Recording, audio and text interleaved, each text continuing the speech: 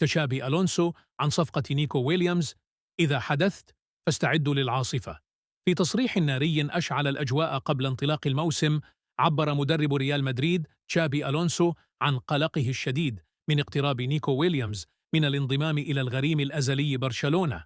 ألونسو قال: أتمنى ألا يتحقق هذا السيناريو، لأن التعاقد مع نيكو ويليامز سيحول برشلونة إلى وحش هجومي لا يمكن توقعه.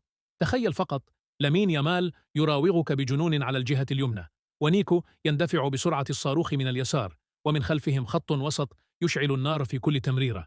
من سنراقب حينها؟ من سنوقف؟ هذه ليست مجرد مباراة، هذه حرب تكتيكية تنتظرنا. وأضاف المدرب الملكي بنبرة تحذير: إذا نجح برشلونة في ضم نيكو، فإن الموسم المقبل لن يكون مجرد سباق على الليغا، بل سيكون صراع بقاء لكل دفاع في أوروبا. ومع هانز فليك على الدكة، الوضع يصبح أقرب لآلة دمار شاملة، كما كان الحال مع بيب وجيله الذهبي.